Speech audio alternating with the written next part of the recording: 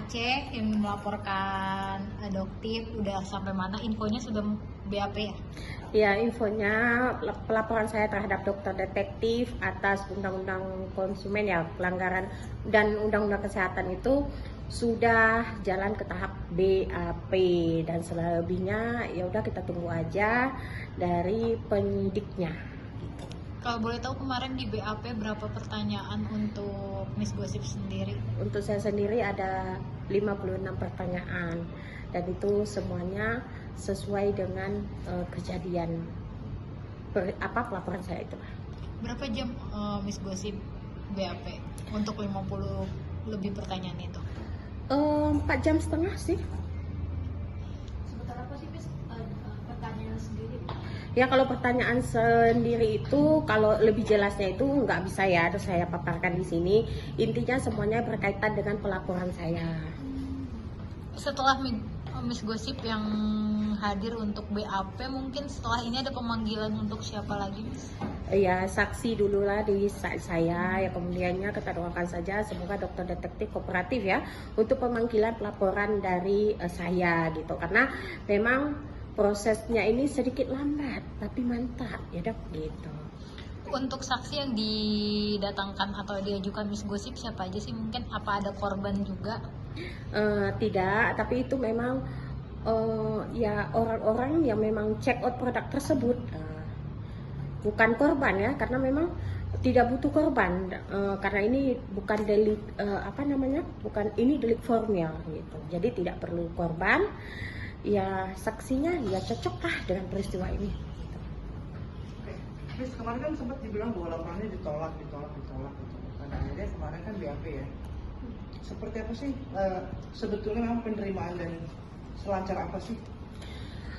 Prosesnya itu luar biasa bagus ya Polda Aceh dalam menanggapi pelaporan saya ini, karena memang alhamdulillah Polda Aceh sangat memahami tentang undang-undang perlindungan konsumen, tentang undang-undang kesehatan lebih tepatnya gitu.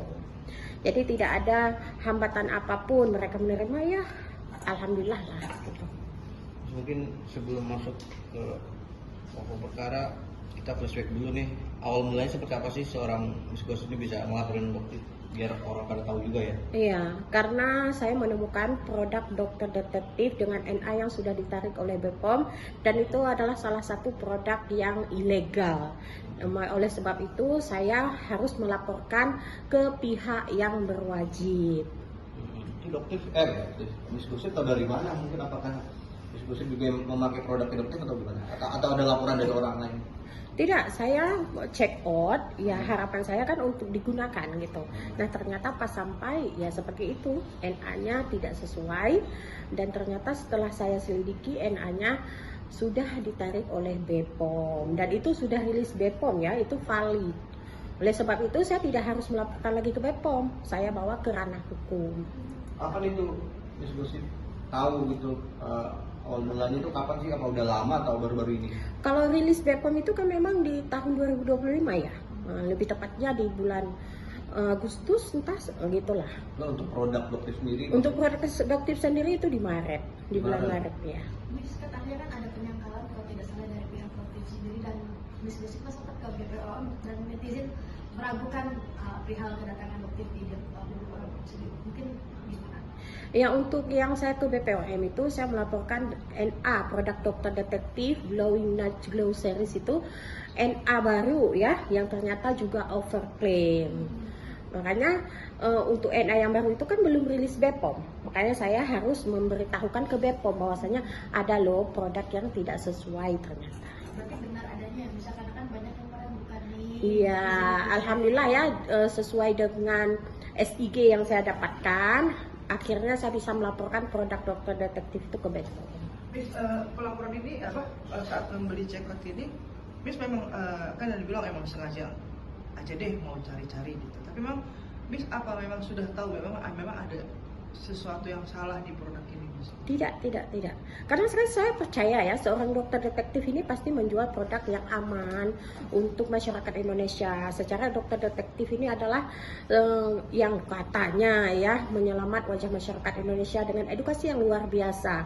Dan ternyata pas kedatangan produk di saya itu saya juga shock luar biasa. Kenapa dokter detektif bisa shock lah gitu. Ternyata beginilah, mungkin dokter detektif terlalu sibuk ya mengurusin produk orang lain hingga lupa untuk mengurusin produk sendiri. Makanya untuk dokter detektif, tolong dok berbenah ya. Jangan terlalu kepo dengan produk orang, silahkan berbenah produk sendiri. Karena kan kasihan loh masyarakat ini beli produk dokter ternyata tidak sesuai dengan klaim, ternyata mendapatkan produk yang tidak yang NA-nya sudah ditarik oleh BPOM. Rugi juga secara material, iya. Rugi juga secara pemakaian juga iya. Disayangkan, amat disayangkan. Miss kan kalau dibilang kan ada dendam pribadi, dibilang kan ada seperti apa, Miss? Kalau untuk dendam pribadi ya, ketika saya check out produk tersebut saya belum ada dendam pribadi, itu masih bestie ya kita bilang. Meskipun belum dokter detektif tidak menganggap saya bestie kali, setidaknya saya tahu dokter kenal saya itu. Meskipun kita baru bertatap muka sekali dua kali, ya saya pikir itu fine aja sih gitu. Oke, Miss, kan kita tahu ya orang mengenal dokter itu sebagai sosok yang membela konsumen, sering kritik skincare orang gitu. Ini tiba-tiba dia dilaporkan. Nah, artinya menurut Miss sendiri siapa sih dokter itu? Ya kalau menurut saya ya dialah mafia skincare sesungguhnya gitu. Karena apa? Ketika kita mau black campaign ya, rata-rata dokter detektif ini melakukan black campaign terhadap produk orang lain. Tetapi ternyata dia juga pemain. Nah gitu dong, kukira cukup, ternyata suhu saya gitu. Padahal kan sepak terjang dokter udah beberapa tahun terakhir kan selalu ini skincare sampai ada dia berhasil memenjarakan salah satu owner skincare juga ya gitu. Benar. Artinya Miss Gosip nggak nyangka ya kalau dokter itu ternyata pemain atau gimana ya? Iya, bahkan saya tidak menyangka, mungkin saja ya, ini dugaan saya, mungkin saja di balik kekurangannya dokter ini dengan produk-produknya yang overclaim bahkan yang ilegal ini, dia untuk melindungi produknya ya, melindungi produknya hingga ia harus memblack campaign produk-produk orang lain gitu.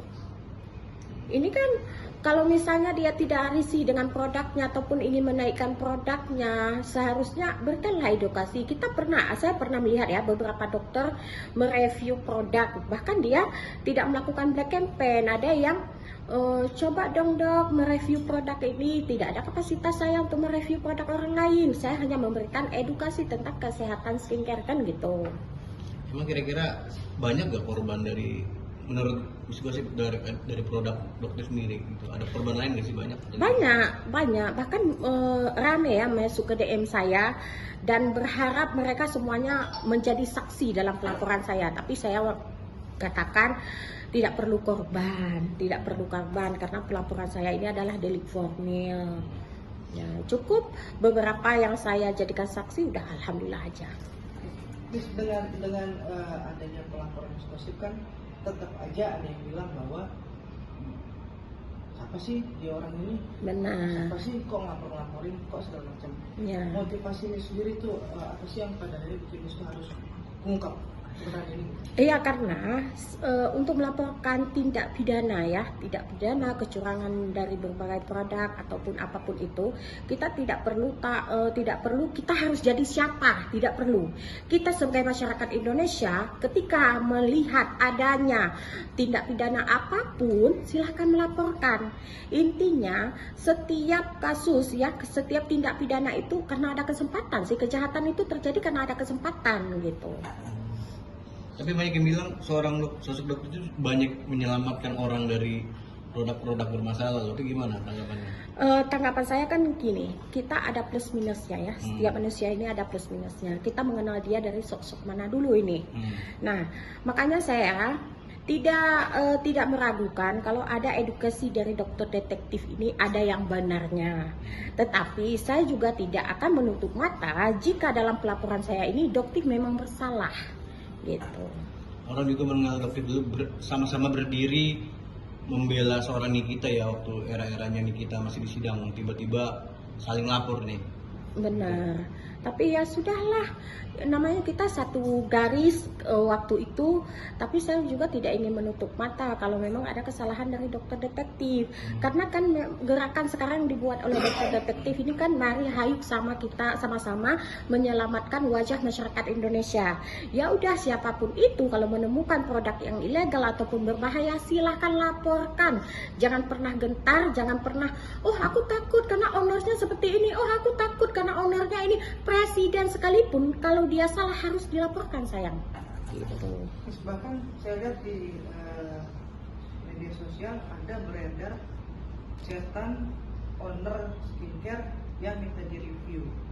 Nah ini memang tahu seperti itu ya Miss? Iya. Ada owner skincare yang minta direview karena kan dokter detektif mengklaim bahwa setiap yang review yang dilakukan oleh detektif ini kan tidak ada bayaran ya, dan ternyata ada nilai, ada harganya di situ. Akhirnya owner tersebut memutuskan ya sudahlah, ternyata seperti ini gitu. Ini cukup besar angkanya. Luar biasa, itu 3 digit lah gitu. Untuk satu produk ya say.